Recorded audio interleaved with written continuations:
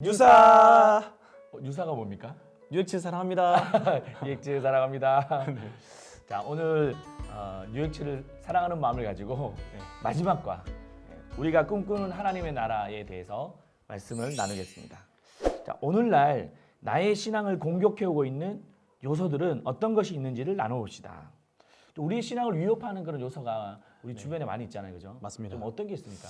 요즘에는 이제 진짜 그 유튜브 세대들이라고 하잖아요. 유튜브 안에 참 여러 가지 좋은 컨텐츠도 많지만 기독교라는 것을 포장해서 정말 그 신학이 굉장히 위험한 신학들, 이게 마치 정말 성경의 진리를 대변해 주는 것처럼 말하는 어떤 자유주의 신학들, 이런 것들이 정말 신앙인이라고 하면서 사실은 성경과 다르게 살게 만들고 성경의 모성도 완전히 무시해버리는 네네. 그런 것들이 너무 많이 보여서 분별력이 참 필요하다는 생각이 많이 듭니다. 그러니까 그 컨텐츠 뭐 유튜브 그 뭐 영상을 볼 때 우리가 잘 분별해서 봐야 된다는 거죠. 네, 맞습니다. 권 있는 사람이라고 그냥 다 맞습니다. 봐야 되는 게 아니라 정말 하나님의 말씀을 제대로 전하는지 좀 확인을 많이 해야 되는 것 같습니다. 그 얘기하니까 제가 얼마 전에 봤던 그 영상이 생각나는데 그 성경의 모든 역사적인 사실 허무는 거예요. 근데 깜짝 놀랐습니다. 뭐냐면 그 아마 자유주의 신학 같아요. 네.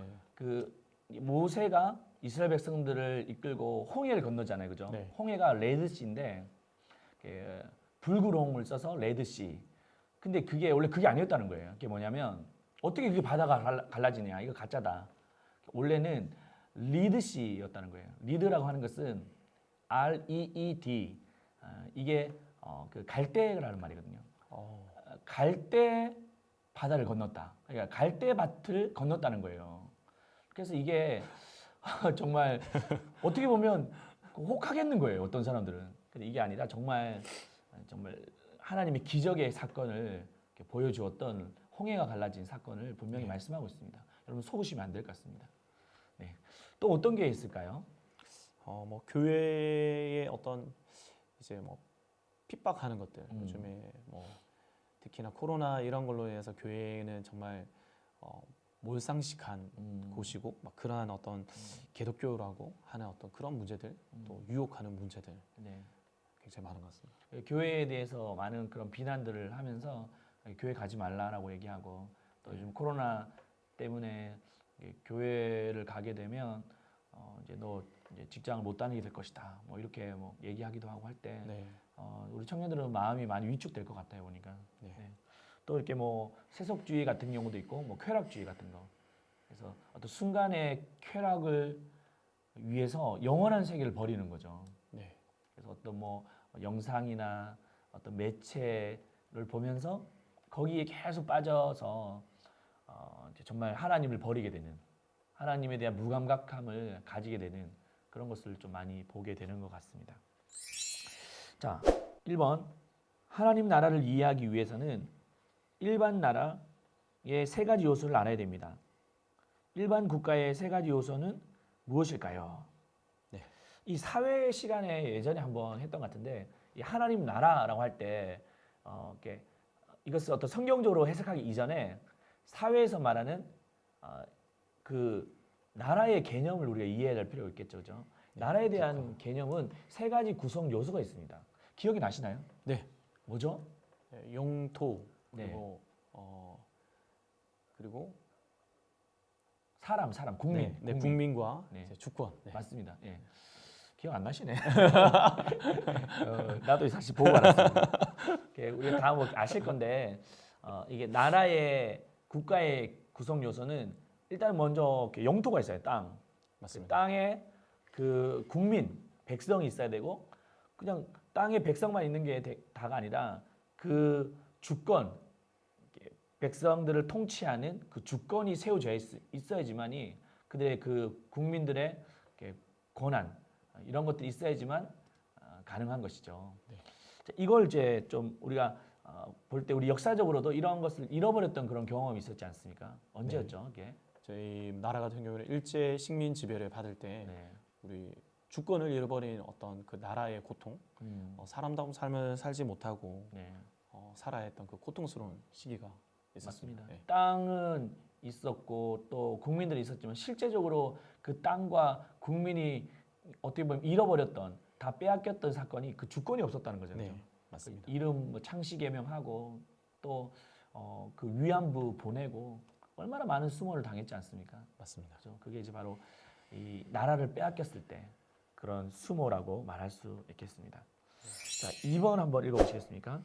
하나님도 하나님 나라의 구성 요소를 세우셨습니다. 하나님 나라의 세 가지 구성 요소와 성경의 각권을 연결해 봅시다. 네, 그 하나님 나라를 성경에서는 말하고 있는데 특별히 이 세 가지 구성 요소, 국민 그리고 영토, 주권에 관한 것이 이게 성경에 나와 있어요. 어떤 게 있는지 한번 1번 하나님의 백성 이렇게 아브라함을 부르시고 자손을 번성하게 하심. 이거는 어디에 나와 있습니까? 성경에? 창세기에 네, 창세기 어떤 일이 있었습니까? 이게? 창세기에 이제 모든 인류가 죄로 타락하고 네. 있을 때 하나님께서 이제 바벨탑을 쌓고 한 그 상황에도 하나님의 사람 이제 아브라함을 택하셔가지고 네. 이제 구원하시는 그 약속하시는 하늘의 별과 바다의 모래같이 네. 하나님의 사람을 만들겠다라고 네. 약속하신 사건이다. 그러니까 막 아담의 그 후손들이 이렇게 범죄하지 않습니까? 네, 그래서 맞습니다. 그 범죄의 최고치가 바벨탑이었는데 하나님보다 더 높아지려고 했을 때 하나님은 그 모든 것을 폐하시고 이제는 새로운 민족을 일으키십니다. 그게 바로 아브라함이었죠. 그래서 아브라함이 어떻게 보면 그 갈대아우를 떠나고 정말 그 작은 가족이었었지만 이게 훗날 정말 큰 민족을 이루지 않습니까? 네, 그 맞습니다. 약속을 어떻게 하셨습니까? 아까 말한 것처럼 네. 이제 하늘의 별과 같이 또 바다의 모래와 같이 내가 아. 너희를 많게 하겠다. 내 네. 후손을 창대하게 하겠다. 그래서 이제 창세기 마지막에 보면 실제로 그 이렇게 요셉을 통해서 네, 맞습니다. 네, 그 많은 후손들이 많이 이렇게 번성하게 되고 결국에는 야곱의 후손이 장정만 60만 명. 그래서 뭐 아이들까지 포함하면 한 200만 명 가까이 되는 그런 자손이 번성하게 되는 하나님의 백성이 성장하게 되는 것을 보게 됩니다. 그게 바로 어디 나와 있습니까? 창세기에. 예, 창세기에 나와 있습니다. 네. 두 번째는 그 하나님의 영토 애굽에서 약속의 땅 가나안에 이르는 과정이 어디에 소개되어 있습니까? 네, 출애굽기 그리고 네. 민수기 내용에 나타났습니다. 네. 출애굽기가 어떤 내용이죠? 이제 노예로 잡혀있던 이집트 애굽에서로부터 탈출을 해서 하나님께서 약속하신 그 젖과 꿀이 흐르는 그 땅으로 이제 들어가게 되는 네. 내용을 담고 있습니다. 그래서 아까 그 야곱의 그 자손들이 장정만 60만 명. 60만 명. 우리 뭐 가족들 다 포함하면 200만 명이 되는 사람들이 이렇게 고센 땅이라고 하는 애굽의 그 땅에서 머물고 있었는데 자기 땅이 아니었다는 거예요. 그 네. 노예 생활을 하고 압제를 당하고 있었을 때 이제 이들의 땅이 아닌 정말 이들이 거해야 될 그 땅. 거기 어디입니까? 가나안 땅. 가나안 땅으로 이끌어 가시는 너희들의 영토. 하나님의 백성의 영토가 어딘지를 그곳을 향해 나아가는 여정이 바로 이 출애굽기에 나와 있습니다. 자, 세 번째는 하나님의 주권입니다. 가나안에서 하나님의 백성으로 살아가는 법을 이렇게 제정하셨던 겁니다. 법이라고 하면 어디를 말할 수 있을까요? 네. 성경에서 레위기 말씀에 있습니다. 하나님이 우리를 다스리는 방법, 하나님이 네. 통치하시는 방법으로. 예. 네. 그 레위기는 하나님의 법이잖아요, 그죠? 네. 이스라엘 백성들이 지켜야 될 그 법. 우리 대한민국 국민은 어떤 법을 지켜야 됩니까? 헌법. 예. 헌법을 이렇게 잘 지켜야 되죠. 그게 우리나라의 백성이 해야 될 의무지 않겠습니까? 맞습니다. 이스라엘 백성들도 법이 있었어요. 그게 뭡니까? 그게 바로 레위기 모세의 율법. 율법이 바로 레위기였다는 것이죠. 그래서 보면 그 율법이 613개가 된대요. 예. 근데 거기서 보면 허용의 법이 248, 금지의 법이 365. 그래서 총 합치면 613개의 법을 잘 지킬 때 하나님의 주권이 세워지게 됐다는 것을 말씀하고 있는 것이죠. 이게 어디에 나와 있습니까? 레위기 말씀. 네, 레위기에 나와 있습니다. 3번 한번 읽어보시겠습니다. 하나님 나라는 이미와 아직의 긴장 관계에 있습니다. 예수님은 죽으시고 부활하심으로 이미 승리를 이루셨습니다. 그러나 아직 완전한 승리는 아닙니다. 예수님의 재림을 통해서 완전한 승리가 있습니다. 그래서 우리는 이미와 아직의 사이를 살아가고 있습니다. 그래서 사단은 패잔병임에도 불구하고 한 명이라도 죽음으로 몰아가려고 최후의 발악을 하고 있습니다. 이때 영적인 긴장을 놓치지 않기 위해서는 악인과 의인의 최후 상태에 대해서 인식해야 합니다. 그 상태는 어떤 상태일까요? 네. 여러분 그 이미와 아직의 긴장 관계 이걸 들어보셨습니까? 네. 이게 신학자 중에 오스카 쿨만이라고 하는 신학자가 그 이미와 아직의 역동적 긴장성에 대해서 말씀하고 있어요. 이 말씀을 좀 이해할 수 있도록 좀 설명해 주시죠. 예수님이 이 땅에 이제 오심으로 인해서 네. 또 뭐 예수님이 그 사역을 보면 병들을 고치시고 네. 그 이제 사단의 그 악령들을 이제 쫓겨나게 하시고 그런 것들이 모두 이미 예수님이 그 사단에 대해서 승리하신 분이기 때문에 이미 하나님 나라가 이미 시작되었다. 네. 이 땅 가운데 그죠? 네, 이 땅 가운데 이제 맞습니다. 시작되었다라는 거고 그리고 나서 이제 예수님의 이제 재림을 통해서 이제 아직 남아 있는 그 부분까지 완성해 가시는 우리는 그 이미와 아직 사이에 살아가고 있는 그런 긴장감 속에 살아가고 있는 우리 기간을 보내고 있는 거죠. 맞습니다. 예수님께서 이 땅에 오시고 이렇게 죽으시고 부활하심으로 말미암아 이렇게 사단의 권세를 박살을 내신 거예요. 그래서 로마서 16장 말씀에도 보면 그 사단의 머리를 이렇게 박살을 냈다라고 말씀하고 있잖아요, 그죠? 승리하셨다는 거예요. 이미 승리하셨다는 겁니다. 그래서 하나님 나라가 이 땅 가운데 임했습니다. 그런데 아직은 아니라는 거죠. 왜냐하면 예수님이 약속하셨잖아요. 부활하시고 승천하셨던 그 예수님이 다시 오실 것이다. 그러면 하늘과 땅의 통일이 이루어지고 악한 사단의 그런 권세는 이제 영원한 멸망, 그 지옥으로 처하게 될 것임을 이렇게 말씀하고 있는 것이죠. 그래서 중요한 것은 우리가 지금 그 이미와 아직의 그 중간의 그 상태에 살아가고 있는 거예요. 네, 맞습니다. 그래서 폐잔병이었던 지금도 이렇게 사단이 끊임없이 우리를 한 영혼에도 더 몰아가려고. 왜냐하면 이제 사단이 아는 거예요. 영원한 멸망이 치어질 것을 알기 때문에 어떻게든 한 명이라도 또 막 죽여서 멸망 가운데 같이 끌고 가려고 몸부림치는 그 시대가 바로 지금 이 시대라는 것입니다. 자, 그때 그러면 우리가 이런 고통 가운데 이 사단의 괴롭힘 가운데 어떻게 우리는 이겨낼 수 있겠습니까? 이제 마지막에 어떻게 되는지 네. 그거에 대해서 우리가 미리 믿음으로 바라보면서 네. 이제 승리할 수 있을 거라고 네. 생각합니다. 마지막에 그럼 어떻게 됩니까 우리가? 한번 찾아볼까요? 네. 자, 계시록 20장 15절 이것은 악인이 처하게 되는 상태를 말하고 있습니다. 네. 한번 읽어보시겠습니다. 누구든지 생명책에 기록되지 못한 자는 불못에 던져지더라.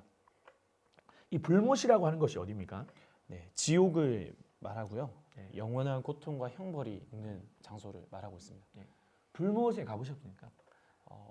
불못에 가보진 못했고 이제 현장 체험 학습으로 포항제철소에 있는 그 막 끓어오르는 용암, 네, 철물 그걸 본 적이 있습니다. 너무 무서웠습니다. 어땠어요? 이거 막 활활 타오르던가요? 네, 그 가까이 가기가 진짜 이렇게 뭐 안전장비 쓰지 않고는 하기가 힘든 냄새도 역하고.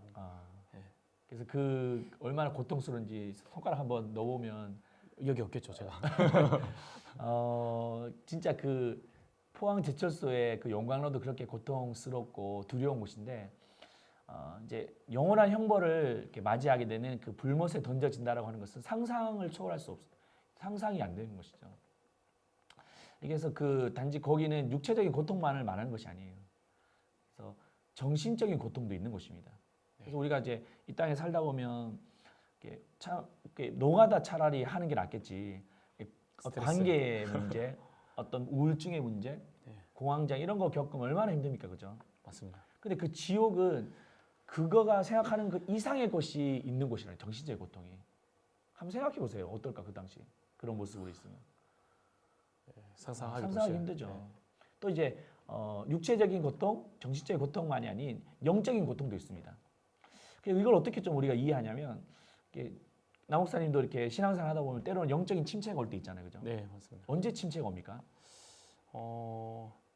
일단 하나님이 정말 이렇게 나를 지켜주고 계시나 일하고 계시나 그런 생각이 들 때 맞아요. 아무 응답 없으시고 침묵하신다는 생각이 들 때 맞습니다. 견딜 수 없는 거죠, 그죠? 버려진 것 같고 맞아요. 정말 제 인생 실패한 것 같고 막 그런 두려움. 그러니까 하나님이 없는 그 한순간 우리는 상상할 수 없는 거잖아요. 그죠? 네. 근데 그게 지옥, 그 불못이라고 하는 것은 그 영적인 단절이 있는 곳입니다. 그곳에는 하나님의 어떤 말씀하심도 없고 위로도 없고 사랑이 단절된 그곳, 영적인 고통. 예수님께서 십자가에 못 박히실 때 그 고통스러워하면서 이 잔을 내게서 옮겨 주십시오라고 했을 때 단지 육체적인 고통만이 아니었던 것이죠. 그 영적인 단절이 너무나도 두려웠기 때문에 이 고통을 좀 피해달라고 했던 것처럼 그 고통이 극심한 곳, 상상을 초월하는 그런 곳, 바로 이게 불못이라고 말할 수 있습니다. 근데 이렇게 고통스러워서 차라리 죽었으면 좋겠다라고 해서 죽으면 될까요? 죽지도 못하는. 죽지도 못합니다. 죽어서 간 곳이기 때문에. 네. 영원히 고통당하는 곳. 네, 그게 바로 이 악인이 처하게 되는 그런 상태라고 말할 수 있습니다. 자, 그럼 의인이 거하게 되는 상태는 어떤 곳입니까? 제가 읽어보겠습니다. 내가 들으니 보좌에서 큰 음성이 나서 이르되 보라 하나님의 장막이 사람들과 함께 있음에 하나님이 그들과 함께 계시리니 그들은 하나님의 백성이 되고 하나님은 친히 그들과 함께 계셔서 모든 눈물을 그 눈에서 닦아주시니 다시는 사망이 없고 애통하는 것이나 곡하는 것이나 아픈 것이 다시 있지 아니하리니 처음 것들이 다 지나갔음이로라. 네, 아멘. 이 어떤 상태를 말합니까? 새 하늘과 이제 새로운 땅, 네. 하나님께서 만드신 그곳에 가서 더 이상 이제 고통과 눈물, 사망이 없고 아픈 것이 없는 영생의 축복을 주신다는 거죠. 네. 이 악인이 처하게 되는 상태는 영원한 형벌이지만 이 의인이 거하게 되는 상태는 영원한 생명이라고 말씀하고 있습니다. 새 하늘과 새 땅 이렇게 말할 때 좀 이해가 되시나요? 새로운 세계가 열린다 이런 말. 이전에 경험해보지 못했던 그런 상태. 네. 우리가 뭔가 새로운 걸 경험해 본 적 있어요? 네. 어떤 경험이 있습니까?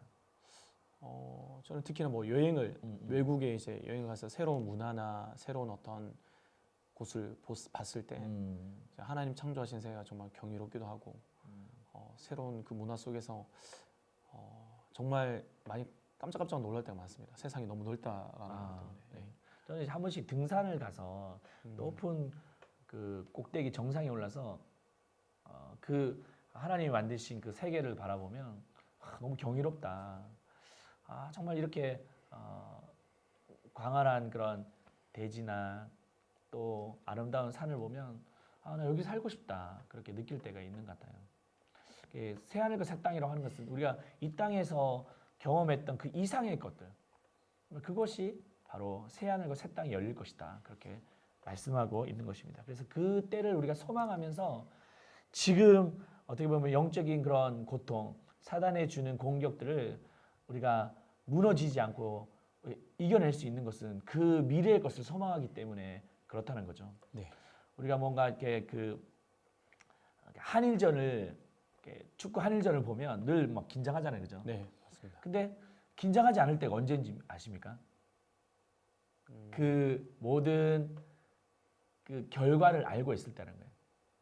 그래서 그 경기의 재방송을 볼 때 이미 우리가 2대1로 이긴 것을 알기 때문에 이게 좀 편안하게 볼 수 있는 것처럼 우리가 사단과의 그런 공격 속에서 너무나도 힘들 때도 있지만 예수님께서 이미 죽으시고 부활하심으로 승리를 이루셨다. 이미 승리를 이루신 것을 소망하며 이제 완전한 승리를 기다리고 있으면 우리가 이 고통 가운데서도 사단의 공격 가운데서도 우리 능히 이겨낼 줄로 믿습니다. 아멘. 그 믿음으로 여러분들 열심히 우리가 살아갔으면 좋겠습니다. 자, 4번 한번 읽어주시죠. 하나님 나라가 임할 때 의인의 상급에 대해서 말씀하고 있습니다. 상급은 어떤 개념인지 자유롭게 나눠봅시다. 하나님의 나라가 임할 때 영생의 축복도 주시지만 상급이 있대요. 상급. 어떤 상급을 주실까요? 네. 한번 얘기해 나눠보죠. 저는 뭐 보통 이제 들었을 때 상급이라고 하면 일단 뭐 저희 이 땅에서 뭐 현금처럼 천국에 보면 그 천국의 뭐 비유인데 뭐 금과 보석과 맞습니다. 정말 귀한 것으로 또 그리고 우리를 위한 하나님 뭐 예수님께서도 집을 지으러 가신다. 맞아요. 전세 집도 못 구하는데 전세대란 요즘에 힘든 가운데 있는데 우리가 거할 수 있는 집을 주신다. 어떤 그런 것으로 많이 생각을 일단 맞아요. 했던 것 같습니다. 그래서 어릴 때 뭐 그 우리 청소년 때였던가요? 이렇게 막 열심히 막 봉사하니까 힘든 거예요. 그래서 봉사 못 하겠다고 하니까 우리 그때 선생님이 야, 너 지금 좀 고생하더라도 나중에 천국 가면 하나님께서 너 금으로 이렇게 다 그쵸. 예비해 놓고 보상하셨는데 지금 이 정도 못 견디느냐 이렇게 말할 때 아, 그래. 나중에 그 금으로 보상 받겠지만 내가 지금 내 손에 지금 들려지지 않았는데 에이, 조금만 참지 이렇게 얘기했는데 그런 금과 은혜의 어떤 보상일까요? 여러분 어떻게 생각하십니까? 청년들 한번 얘기 나눠보세요. 근데 이제 그런 개념보다는 왜냐하면 뭐 천국에 뭐 홍보석, 녹보석 막 그런 보석이 많은데 그 중에 황금 하나 너 더 줄게, 황금 한 개 더 안 줄게 이렇게 한 그게 의미가 있을까요? 그거는 사실 이 땅에서도 사실 어떻게 보면 누릴 수 있는 네. 것이기 때문에 아닌 것 같습니다. 네. 그러면 도대체 뭘까요? 뭘까요? 바로 이제 네.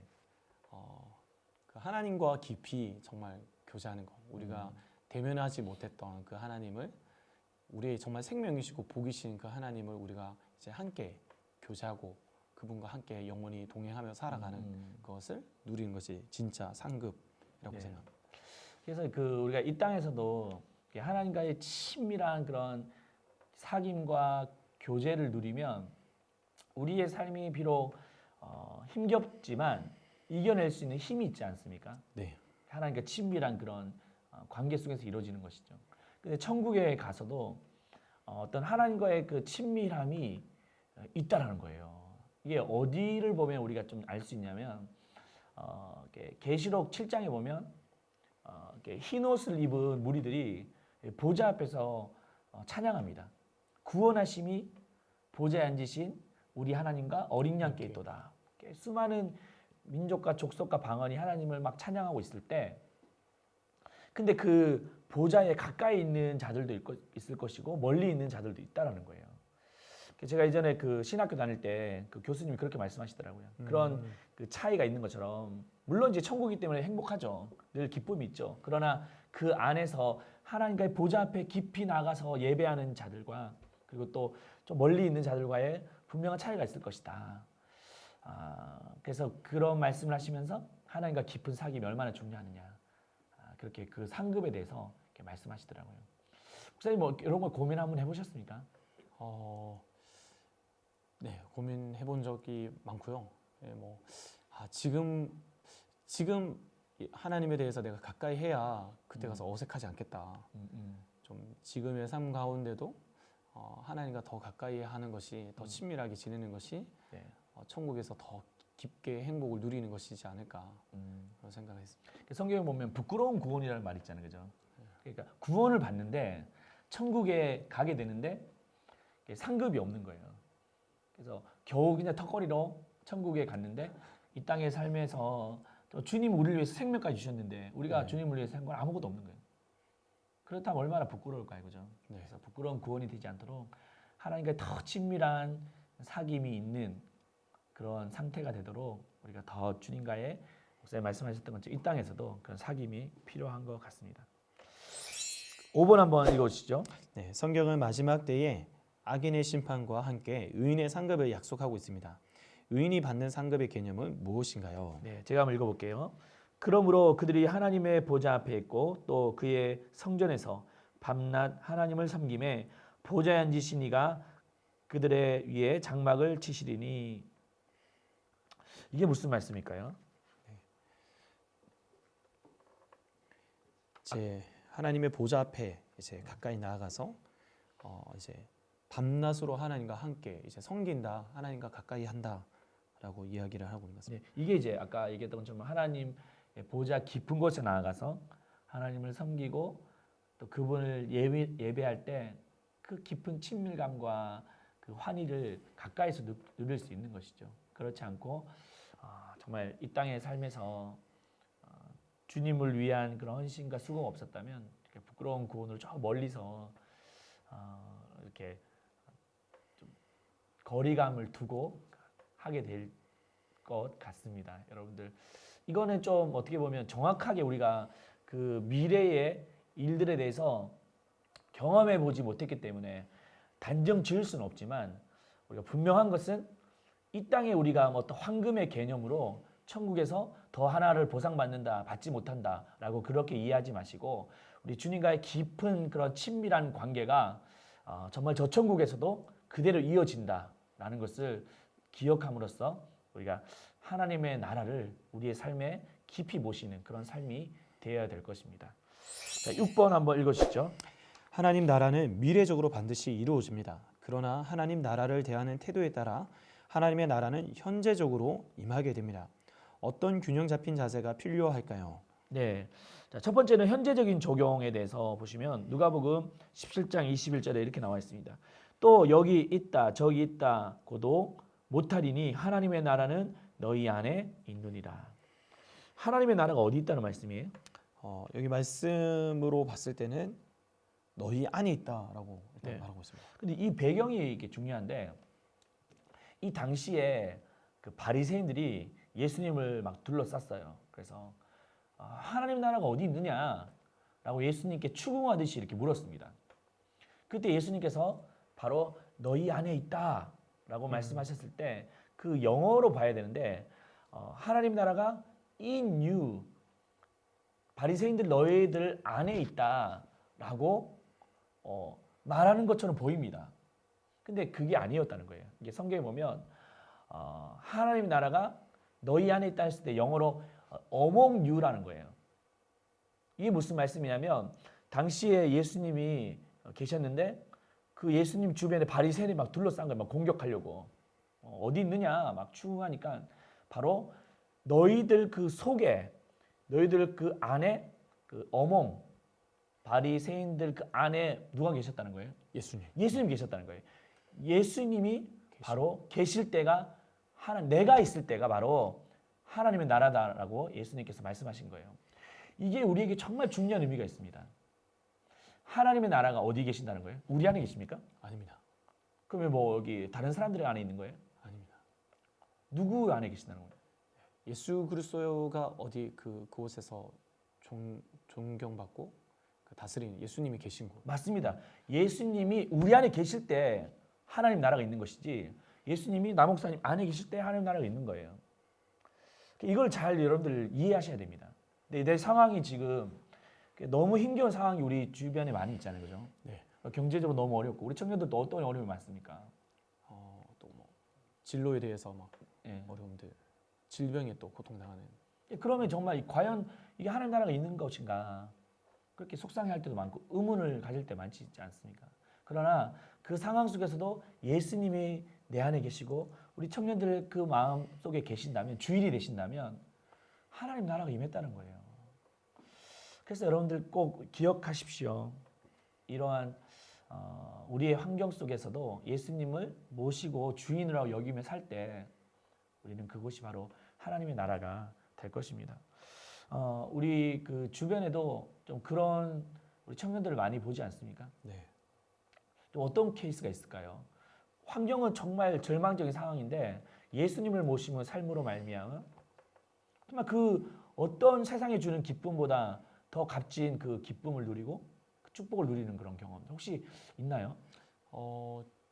저는 뭐 최근에 이제 주일 저희 간증 행복한 삶의 축제 때 그 임소윤 자매가 이제 간증했던 것처럼 이제까지 경험해보지 못한 예수님 상황은 다 똑같다고 하잖아요. 맞습니다. 사실은 맞아요. 일을 지금 하는 거랑 여러 가지 부모님과의 관계나 여러 가지 힘든 부분이 여전히 있지만 그러나 이제까지 경험해보지 못했던 그 평안, 그러니까 정말 찬양의 가사처럼 초막이나 궁궐이나 빈들에서도 주님이 계신 곳이 정말 그곳이 하나님 나라가 되어서 살아가는 그 기쁨이 있지 않나, 자유가 있지 않나. 맞아요.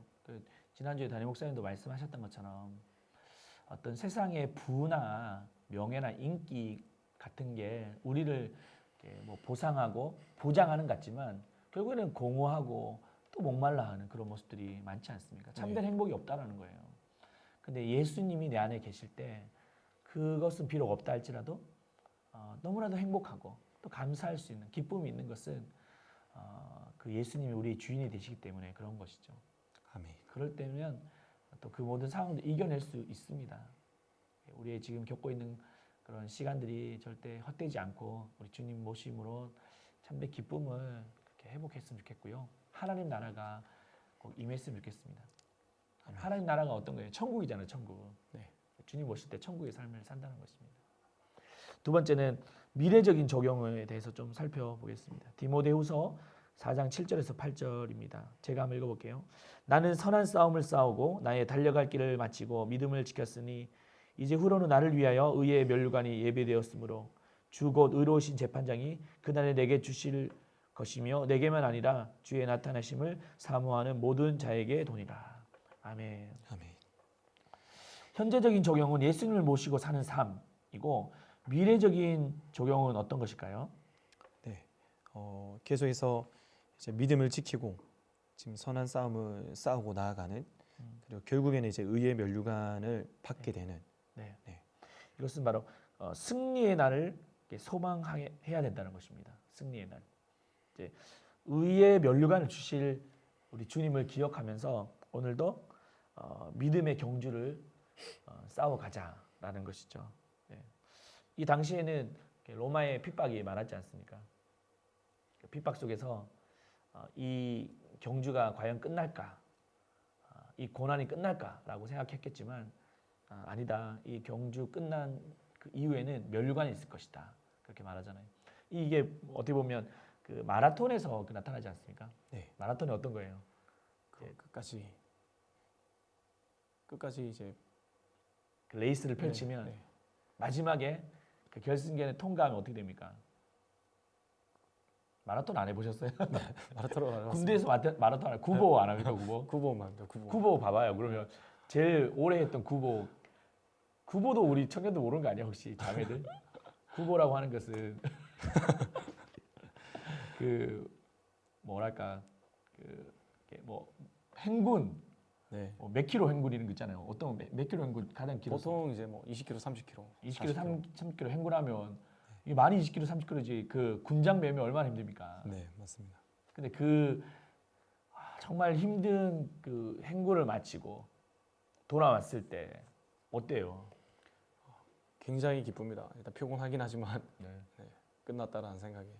갔다 오면 이제 다 무장 해제하고 막 샤워도 하고 또 PX도 가고 또 이렇게 이제 쉬면서 그 평안을 만끽하듯이 우리가 이 모든 고통의 시간이 끝나고 주님 앞에 설 때는 그 면류관을 주신다는 겁니다. 승리의 면류관을 주시는 것을 소망하며 나아갈 때 그때를 잘 이겨낼 수 있는 것이죠. 네. 그런 소망함이 꼭 있었으면 좋겠습니다.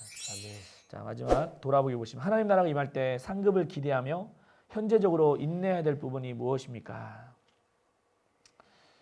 상급을 기대하며 현재적으로 지금 좀 인내해야 될 부분은 어떤 것입니까? 좀 사역적인 면에서 좀 목사님 한번 적용해 보실까요? 아무래도 사역자니까. 네.